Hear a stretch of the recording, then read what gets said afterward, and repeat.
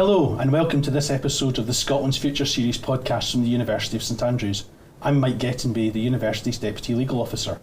In a recent episode, I was joined by two guests to discuss the not proven verdict in light of the Scottish Government's Victims, Witnesses and Justice Reform Scotland Bill. Whilst the bill contains a number of proposed changes to the criminal justice system in Scotland, the most controversial of these are provisions to run rape trials before a judge without a jury. The backlash to the proposal in the legal community has been substantial. A significant number of local bar associations have voted against the proposals, and lawyers across the country have said that will not take part in the planned pilot. Whilst there is extensive coverage of the debate of the pilot both on social and mainstream media, I thought it would be useful to explore some of the issues around juries from a cultural and historic perspective. I am therefore very pleased to say that I've been joined by Professor John Hudson and Dr Vicky Miandazi from the University. John is the Bishop Wardlaw Professor of Legal History, and Vicky is a Knight Fellow in the Legal and Constitutional Research Unit at the University of St Andrews Institute of Legal and Constitutional Research. Thank you very much for joining me. John, I thought it would be useful to start with a bit about the cultural and history relevance of juries, something which has been a key part of the legal framework and criminal justice system in Scotland and other systems for centuries. Okay, the decision-making processes going back to the Middle Ages in courts very much was communal or collective. So judgments in an early medieval court was made by the people who made up the court, in the same way that in the past universities were run by the collectivity in Scotland of a senate and a court. So courts, in the legal sense, made judgments. Now, in difficult criminal cases in the early Middle Ages, cases would be decided by trial by ordeal, either carrying a piece of hot iron for 3 paces, having your hand bound up and it being checked 3 days later, whether your hand was infected or clean, if infected, guilty, if clean, innocent, or by trial by cold water, thrown into water. If you sink, you're innocent, you've been received by the blessed element. If you float, you're guilty. Now, in 1215, the church forbid priests to participate in these ordeals. And there is panic across Europe as to what you do in criminal cases. In England and some other places, for example, Denmark, fairly rapidly they decide they're going to use juries to decide criminal cases. Elsewhere, they develop a different system, known to us now as the inquisitorial system, which is judge-led rather than involving juries. At the same time, civil cases, land cases, increasingly are being decided by what are in effect juries. Groups of 12 neighbours who report on the truth of, they speak the truth, which is what verdict means, about the particular issue. And these two elements are central to criminal and civil law, both in England and from there in Scotland during the Middle Ages and up to the present day, though to a decreasing extent. Thank you very much. One thing I think it's also worth touching on in this debate is Scottish legal system is an unusual one. One of the very few mixed legal systems, elements from the civil law and elements from the common law traditions. Yeah. And what that means for criminal trials in particular in Scotland, John. Yeah. The criminal trial jury probably spreads from England to Scotland in the Middle Ages. And this is part of the combination of the Scottish legal system. During the 12th, 13th, 14th century, you probably get a spread of many elements of English common law to Scotland. From the 15th, 16th century, you get increasing influence from the civil law system. That is the law based on the law of the church, canon law, and on Roman law. And the two of these sit together in varying combinations according to area of law. And in criminal law, it is the common law tradition that is dominant. Though the juries in Scotland are slightly different from juries in England. You mentioned in the introduction the not proven verdict, which is something that develops in the early modern period and is now likely to be abolished. The other key differences are 15 people in a Scottish jury, 12 people in most English juries, and worldwide 12 tends to be the most common number. And the other is decision on simple majority. So in a Scottish jury, if you get an 8-7 vote, or, for example, an 8-6 vote if someone doesn't vote or if someone has had to leave, you only need 8 people to convict, even, for example, in a murder case. So that balance of decision-making is weighted in some ways, possibly, towards finding people guilty within the Scottish system.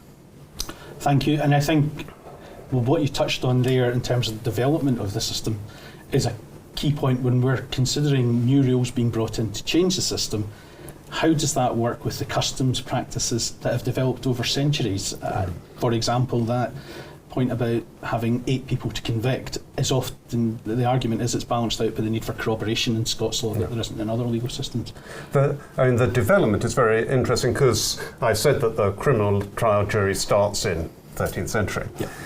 At that stage, juries were what are called self-informing. They were meant to find out the facts of the case. Yeah. The very reverse of what is the case now, where if, as in my case, you've been on jury service, you are banned from finding out anything else about the case. So the jury has continuity, but it also has very, very marked changes as well. Thank you. Vicky, you've practiced law in Kenya. Yes. A common law system that doesn't have juries.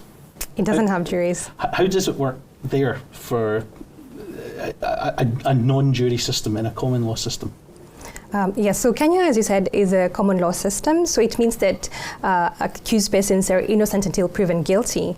And it's unique because as much as we don't have juries, the process still is predominantly about fairness and impartiality to both parties. And so you find that particularly in criminal cases, they are usually heard by magistrates. Okay. Or if there are serious cases of murder or treason, they're usually heard by a judge in the High Court. And in these cases, they're quite unique because the process that usually occurs is that they go through, first of all, an establishment of whether there is a prima facie case, that is a case after being presented by the prosecution, whether that case is enough to convict. Or, for instance, if it's not enough, then it goes to a no case to answer verdict. So first of all, it's about the prosecution proving their case. And after the prosecution presents their case, then either party submits or makes arguments as to the weightiness of the evidence presented and the case argued, and then it's up to the judge or magistrate to decide, okay, in this case, I don't think the evidence is weighty enough, so there's no case to answer. At that point, the accused person is acquitted. Yep. But then if there is a case to answer or a prima facie case has been established, then the defense presents its case. But then if a case to answer is established, the judge or magistrate is not supposed to give any reasons so as not to prejudice the case. Yeah, so it's quite unique. And when we talk about the benefits of having single judge, single magistrates as compared to a jury, I could say that there are various reasons. Yep. First of all, judges and magistrates make decisions based on law and facts, and you'd find that juries mainly make decisions based on facts. Yep. And obviously judges are magistrates, and magistrates are trained in law. Yes. And also trained in the rules of evidence. Yes. So they know which evidence or which arguments to dismiss for being, for instance, unacceptable questioning or being inadmissible, and those to allow. And so that's different from a jury because a jury would not, for instance, when we look at rape trials and issues such as demeanor of the victim coming in, or questions about who's the real victim, how are they dressing, basically what was their relationship, if they had a previous sexual relation with the particular accused person, then it's adjudged as, or there's this misconception as, maybe there was implied consent and so on. But in this case, because the judge or the magistrate knows the rules of evidence, these misconceptions don't most of the time end up being considered. And so you find that is also an advantage. And also in Kenya, there are specialized, as much as there's civil and criminal cases, there are also specialized courts or court divisions. So you'd find that there is a division on environment and land court, there's a division on sexual offenses, on anti-corruption. And so judges and magistrates who are appointed to these divisions have expertise in those areas. Or if they are appointed and don't have particular expertise, they go through training in the Judiciary Institute or Judiciary Academy. They go through a particular training in those areas, and so they're more adept at analyzing the law and the facts in specialized cases, including rape cases or more complex cases. So that's more of an advantage in having single judge trial, single magistrate trial, and it doesn't compromise still on whether an accused person, or on like the presumption of innocence, which is still very much considered and which is still plays a big role in single judge and single magistrate criminal cases. Thank you very much. Sorry, John. Can I add something about the prima facie element, which in Britain, again, that would be a Crown Prosecution Service, Procurator Fiscal decision. Of course, in America, it still is partly the business of a jury, just as it was in England before, originally in England. And therefore, again, you have a major change in the way that juries are used, which again differs between systems. America, grand jury and trial jury. UK, trial jury. Kenya, no jury. And I think there's a couple of points to pull out from that. First of all, the bill that's just gone to the Scottish Parliament does contain provisions for specialist courts and specialist training for judges. And that reflects and mirrors back comments in the previous podcast where Miss M talked about the process of going through the criminal justice system in Scotland and how different that was to the civil system. That's the first thing, but it also shows that just because you have a common law system does not mean that there's automatically a benefit or even a right to have juries. John, one of the things that I think hasn't been touched on a lot in the debate is almost the erosion of jury trials in the last, arguably in the last 1,000 years, but there is that erosion of jury trials for various reasons that aren't necessarily policy decisions like they are here. Yeah, I mentioned at the start about how juries were very widely used in civil cases, and that has basically just completely disappeared. And it has very largely been done on grounds of efficiency, in two senses. One is efficiency to speed trials on. The other is legal efficiency on the grounds that maybe jurors cannot understand some of the complex issues. At the same time, there's been reduction in the number of criminal jury trials as well, or the proportion of criminal jury trials, partly by reduction in the range of offences that are covered. For example, more things being treated as less serious than require jury trial. And again, this is largely done for reasons of administrative efficiency, cost and so on, not out of any form of legal debate. And that is why the current issue, which is being dealt with on a more philosophical level, is really interesting. I think it really is interesting, and there is a line, if you have a system where you have some cases by jury, some by not jury, society drawing a line on which class of cases. One of the rationales for the move towards this pilot and potentially having judge-only trials for rape cases and other sexual offences cases potentially is the conviction rate, which, and again we touched on that on another podcast, is very low for rape cases and attempted rape cases compared to other crimes. My concern about that is it takes you to a point, are you changing what the initial presumption is? Yeah, I mean, there's a long tradition certainly in the common law, of phrases such as it's better for one guilty person to go free than for 19 guilty people to go free than for one innocent person to be convicted. Sometimes it's 100 guilty people to go free and one innocent person to be convicted. And this goes back again to the Middle Ages. It goes back to the writings of someone called Sir John Fortescue, who is comparing the common and in fact the civil law systems. And he sees jury trial and the presumption of innocence as big advantage of the common law system. Question now is it actually better for 19 guilty people to go free? And that is where the worry about conviction rates comes in. and worry about conviction rates and its relationship to the presumption of innocence is really quite awkward, because it's saying that if there's a 1% conviction rate, 99 guilty people are going free, even though they haven't been proved to be guilty in a court. Yes, and that is something that is echoed in a lot of debate that we're seeing at the minute. Vicky, one of the things you've touched on was biases.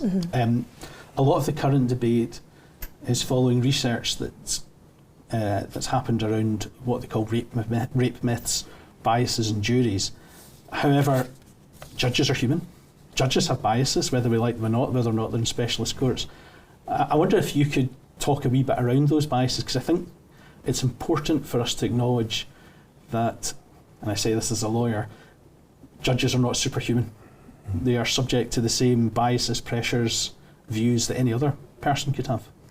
Yes, so obviously, as much as judges are judges, they're also human beings. And so one of the issues that arise, particularly in common law jurisdictions where criminal cases are not heard by juries but single judges, is issues around bias. And one of the things, either actual bias, or if there, for instance, there's a presumption of bias based on, you'd find some of the rape cases where the accused person's counsel would argue that the magistrate or judge needs to be changed because of their demeanor. If they react very, very much, the reaction shows that they're very much towards the other side, then they would say that that is a cause either for the judge to recuse themselves or for there to be, it would be a cause or one of the grounds of appeal. And so you find that as much judges have and magistrates have their own personal predilections. So they're supposed to make decisions based on the law and an analysis of the facts as well and evidence. But you find that there are so many principles that can be applied. For every argument, there is a defense. And so you find that even though they have the law, they also have to decide based on their analysis of the facts and the law, which then brings in some aspects of what they think. And so when we look at that fact, then we can't discount the fact that also these biases seep in and these misconceptions, for instance, about who's an ideal victim, then also affect judges and magistrates. So it's not just about jurors. But then the goodness is that in single judge and single magistrate trials, there is the requirement for a reasoning. There has to be a judgment that is written, and that it's supposed to be based on not just the facts and the evidence, but the law. So to a large extent, that limits the extent of the bias. And also, as I said, in such cases, either party can ask for the magistrate or the judge to recuse themselves if there are reasonable grounds to feel as if there are issues that would affect the justness or the impartiality in the case. And so I would say there's bias, but it's a bit mitigated by the fact that there has to be a written reason that is given at the end of the case. I think that adds to one another the characteristics of jury trial, which is that the debates amongst jurors coming to their decision are not stated, and they're not allowed to be stated. So you can't. It's very hard to tell how prejudices are coming into play, and whether prejudices are coming into play, and there's no legal recourse against them because they're never stated. They're in a black box. Absolutely. One of the most high-profile Scottish trials in living memory was the Lockerbie trial. And interestingly, it would normally, given the offences, it would have been in front of a jury. A deal was done to hold the trial in Holland, and it was 3 judges sitting.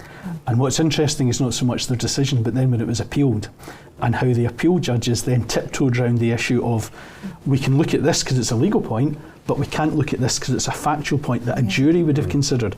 But it was one of those rare cases where judges were actually giving reasons for their factual findings in a case like that. Yeah, and then also to add, in complex cases, for instance, in common law jurisdictions like Kenya, if it's really complex, then it requires a panel of judges to hear the case. So actually, it's not just a single judge that is required to hear a case sometimes. And if it's more complicated, like in the case that you mentioned, then a panel of judges is a required way to go. No, that's great. I wonder if there's a wider societal point in all of this, which is, we've talked about the erosion of the jury system. It has diminished, but we are still reserving the most serious crimes, the decision on them to be found by a jury, whether it's the formulation of a jury of your peers, but it's a jury. It's a society, representative society making a decision, not just professional judges, professional lawyers. I wonder how important that is in Scotland, or broadening it out to the rest of the UK, where that principle's been established. I think the participatory element's really important. It must be one of the most direct places where a group of individuals, small group of individuals, directly participate in the workings of the state and of society. And having that participatory element, I think, is really important, and probably then does have some effect on keeping the processes of law preferably straight and preferably more simple, because it has to work in some way that a group of, from my experience of jury service, very committed people participate in. Whereas once you're away from that, law becomes even more detached from society. And I think you can see that particularly in the American system and the grand jury. At the minute, there are various grand juries have been impanelled in respect of the previous president, but you can see how hard it is for people to attack grand juries, because they are a selection of people from across society, therefore giving it a legitimacy that maybe if it was somebody, a political appointed judge, or somebody who'd come up through the legal field was making the decisions, it does, I think, fundamentally change the way we view a decision. I think that's right. There's this tension, isn't there, that the ideal of the jury is 12 typical people, preferably 12 people with typical views. Yes. And the difficulty we have here is views conscious views may be overcomable. Yes. For example, by judges intervening within cases or judges giving directions. But the studies of jury practice suggest that it may even be that judges' directions against thinking in a certain way prompt those matters for discussion. Yes. It's a very, very difficult one to combat. Yes. And then also, being an equality law expert and academic, there's always that aspect of the problem with public opinion. Yes. So juries, 12 or 15 people from the public, expressing sentiments, public opinion, that most of the time you'd find that there are various misconceptions in the public opinions. And so you'd find that it's quite disadvantageous, particularly for vulnerable and marginalized groups who are on the negative end of that public opinion. And so juries, as much as they could be method of public participation, they could also be disadvantageous, particularly to vulnerable and marginalized groups, and also to victims or accused persons, depending on what the type of case is. Thank you very much, both of you. Thank you very much for watching or for listening to this podcast. We hope you found it informative. The bill is passing through Scottish Parliament at the minute, and it will be interesting to see how both parliamentarians and the wider legal profession deal with it if the bill becomes law, with the provisions around this, the change to judge-only trials for certain offences, even if it's only on a pilot basis. Thank you.